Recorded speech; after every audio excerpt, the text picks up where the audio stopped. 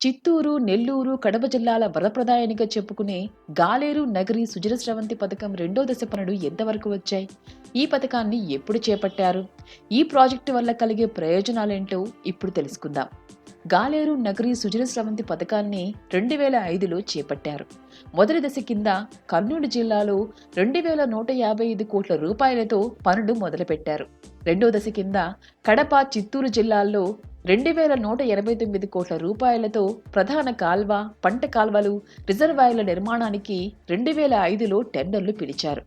రెండో దశ పనులను 14 ప్యాకేజీలుగా విభజించి గుత్తేదారులకు అప్పగించారు. 946 కోట్ల రూపాయలతో 7వ ప్యాకేజీ పనులు చేపట్టారు. అయితే 13 ఏళ్లు గడిచినా 20% పనులు కూడా జరగలేదంటూ వైసీపీ ప్రభుత్వం వీటిని రద్దు చేసింది. 2019 డిసెంబర్ 2 నుంచి రెండో దశ ప్యాకేజీ 1, ప్యాకేజీ 2 పనులకు రివర్స్ టెండర్లు పిలిచింది. గాలేరు నగరి ప్రాజెక్టు ద్వారా నెల్లూరు, చిత్తూరు, కడప జిల్లాల్లో 2,60,000 ఎకరాలకు సాగునీరు ఇవ్వాలన్నది లక్ష్యం. 38 టీఎంసీల కృష్ణా జలాలను ఈ ప్రాజెక్టు ద్వారా 3 జిల్లాలకు తీసుకురావాల్సి ఉంటుంది. గాలేరు నగరిలో భాగంగా పోతిరెడ్డిపాడు నుంచి గండికోట ద్వారా కడప జిల్లాతో పాటు చిత్తూరు జిల్లాలోని కొంత భాగానికి కృష్ణా జలాలు చేరుతున్నాయి. 2005లో మొదలైన ఈ ప్రాజెక్టు పనులు ఇంకా కొనసాగుతూనే ఉన్నాయి. ఫేజ్ 1 పనులు పూర్తయినా ఫేజ్ 2 పనులు ఇంకా పెండింగ్లోనే ఉన్నాయి. మధ్యలో భూసేకరణ, అటవీ అనుమతుల నేపథ్యంలో పనులు నిలిచిపోయాయి. ఇలా పలు కారణాలతో 13 ఏళ్లుగా పనులు నిలిచిపోయాయి. మొదట 2007లో శ్రీశైలం జలాశయం వెనక ప్రాంతం నుంచి కృష్ణా నదీ జలాలను తరలించేలా ప్రణాళికలు రూపొందించారు. 94 కిలోమీటర్ల మేర ప్రధాన కాలువ, 10 టీఎంసీల నిల్వ సామర్థ్యంతో 7 జలాశయాలు, 2 ప్రాంతాల్లో 20 కిలోమీటర్ల సొరంగం తవ్వేలా ప్రాజెక్టుకు రూపకల్పన చేశారు.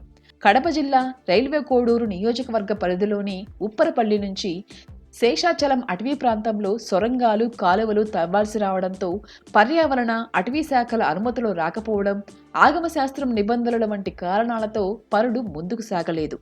దీంతో 2007లో రూపొందించిన ప్రణాళికల్లో మార్పులు చేశారు. ప్రస్తుత డిజైన్ మేరకు గాలేరు నగరి వరద కాలువ ద్వారా 20,000 క్యూసెక్కుల నీటిని తరలించి 2,60,000 ఎకరాలకు సాగునీరు అందించేలా అధికారులు చర్యలు చేపట్టారు. ఈ పథకంలో మరో ప్రధాన అంశం అవుకు సొరంగం. శ్రీశైలం కుడిగట్టు కాలువ నుంచి రోజుకు 20,000 క్యూసెక్కులు తరలించేలా కాలువ తవ్వే క్రమంలో అవుకు వద్ద 6 కిలోమీటర్ల పొడవున జంట సొరంగాలను తవ్వాలి. ఇందులో ఒకటో సొరంగాన్ని 5.5 కిలోమీటర్ల పొడవున, రెండో సొరంగాన్ని దాదాపు 4.5 కిలోమీటర్ల పొడవున తవ్వాలి. ఈ 2 టన్నెళ్ల తవ్వకం సమయంలోనూ ఫాల్త్ జోన్ వచ్చి పెచ్చులు, రాళ్లు ఊడిపడుతుండటంతో నిర్మాణంలో జాప్యం జరిగింది. ఫాల్త్ జోన్ అంటే టన్నెల్ పైభాగం నుంచి మట్టి రాలిపోతూ, రాళ్లు పడిపోతూ ఉంటాయి. దీంతో పైభాగం నిలవదు. దీనిపై అధ్యయనం చేసిన సాంకేతిక కమిటీ పాలియూథిరేన్ ఫోమ్ను వినియోగించి ఈ ఫాల్త్ జోన్ను సరిచేయాలని సిఫార్సు చేసింది. పాలియూథిరేన్ ఫోమ్ 2 ద్రావణాల మిశ్రమం. దీనికి విస్తరించే స్వభావం ఉంది. ఒకచోట పోయిగానే రాళ్ల మధ్య ఎక్కడెక్కడ ఖాళీ ఉందో అక్కడికి వ్యాపించి గట్టిపడి రాళ్లను పట్టి ఉంచుతుంది. హిమాచల్ ప్రదేశ్లోని రోడ్ల నిర్మాణంలో భాగంగా సొరంగాలు తవ్వేటప్పుడు ఫాల్త్ జోన్ ఏర్పడితే ఇదే విధానంలో సరిచేస్తుంటారు. దీంతో అవుకు టన్నెల్లో ఫాల్త్ జోనుకు హిమాచల్ ప్రదేశ్లో టన్నెళ్ల నిర్మాణంలో వినియోగించే సాంకేతికతను ఉపయోగిస్తున్నారు. అయితే ఇంకా ఈ సొరంగం పనులు జరుగుతూనే ఉన్నాయి. మరి ఈ పనులు ఎప్పటికి పూర్తవుతాయో చూడాలి.